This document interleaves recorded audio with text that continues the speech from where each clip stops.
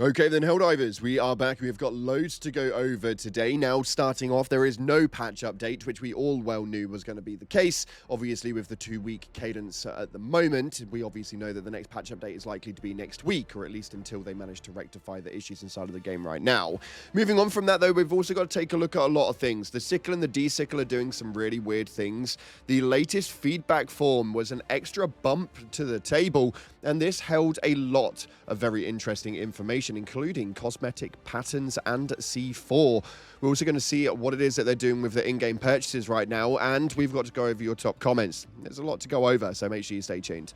If you haven't already, smash that beautiful like button and subscribe, but with post notifications turned on, it'd be greatly appreciated. Make sure you check out our incredible sponsor right now, Instant Gaming, the platform where you can get your video games cheaper for PC and console with the best deals, offers, promotions, and discounts, all running up to 70% off on old and new games. And right now, you may well need it. It's a bit of a lull period. A link in the description for that one. And if you want to get your hands on some free super credits, it's very, very simple. Head down to the comment section and just put in some eye emojis. Let them know that we're watching. With that being said, let's dive into the game and see what's happening right now inside of Helldivers 2. So to start off with your Galactic War update, we can see right now that there is currently an attack going on Shetty. This has got 7,000 Helldivers actively fighting on it, with the DSS over there at this current point in time utilizing the airstrike. It's an absolute nightmare at the moment because, yes, there's team killing happening all over the place, but it does obviously protect us from having the planets of Aspharoth Prime getting attacked before Andar.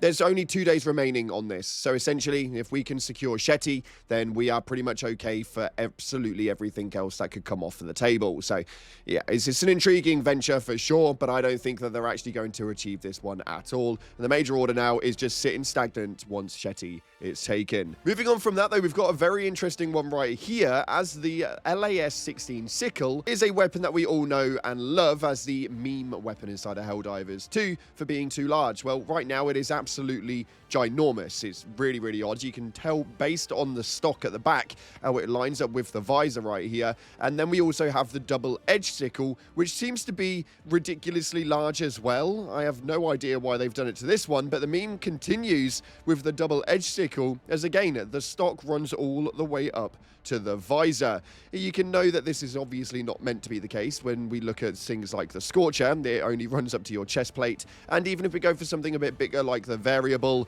even then it doesn't even reach the helmet. So overall, it's a really weird one. I don't know why they're playing around with stuff like that. At this point, it seems a little bit pointless to me. The meme is obviously worth talking about because we're doing it now, but other than that, it pretty much just seems like a pointless time to be issuing those. Now, moving on from that, it seems that Mitchum has posted up a bonus round of survey player feedbacks, and this one they definitely slipped up on, and they've rectified their mistake, which kind of speaks more volumes than anything.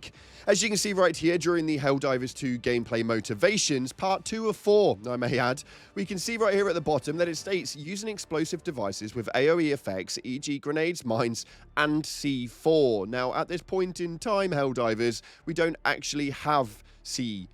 Now, they obviously slipped up big time on this, as I actually went back and took another look at the survey this morning to see if they'd made any changes, and they actually have. The Helldivers 2 gameplay motivations 2 of 4 now has not only just moved that location, but using explosive devices with AoE, e.g. grenades, mines, and dynamite. So they actually went back in and changed the survey so that that was no longer there. Is it a slip up, or was somebody just really not that clever?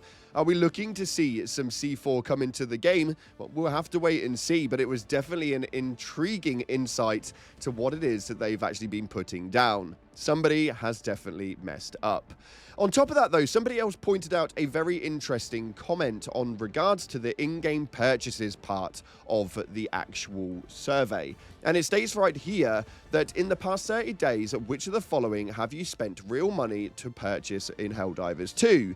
And down there, it actually stated cosmetic patterns. Now, yes, you can obviously move that forward and go towards like the vehicle patterns and stuff like that, but on a genuine level, the customization for guns and stuff, you don't have to purchase with real money. The armor sets obviously don't have any customization at this point in time. So could this be a bit of foreshadowing? We'll have to wait and see. Now, the only thing that leads me to believe that they're talking about their FRV vehicles and stuff like that, as far as the cosmetic patterns, it pretty much leans into the fact that they didn't remove that from the actual survey itself. And we all know that Arrowhead don't actually correct us. They just let us run with whatever narrative we want and build our own hype and then just not say anything about it whatsoever. So I'm going to presume that it's probably with regards to the FRV vehicle stuff, but I don't actually know how it is that you guys are purchasing any of those things when it comes to the store overall.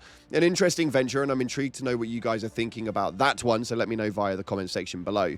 And somebody else had a very, very interesting point on the in-game purchases part of the feedback as well.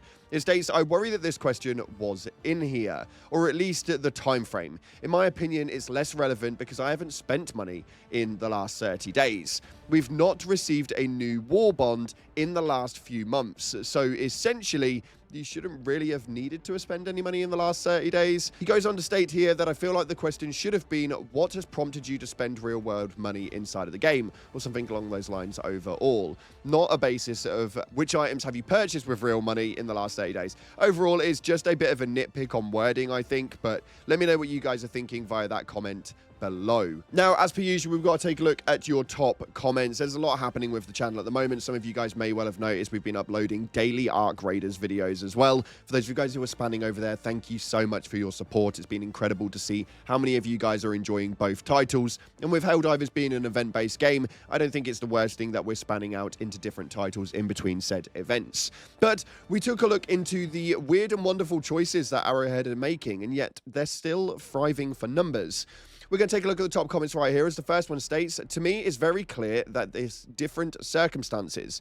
During times of peace, these cities must have some kind of weather protection system, fire tornadoes, meteor showers, and so on. It would be interesting for immersion if there was a secondary mission to reactivate these shield systems in those cities. It should be an important mission to complete for others. Now, this is a big one because they were talking about the latest planet that we were diving on, which actually had a ginormous set of fire tornadoes inside of a mega city on Zaragoza. Now, it didn't make any sense because obviously buildings were just getting set on fire where they were blowing up, and there was just so much carnage and chaos based on a weather condition.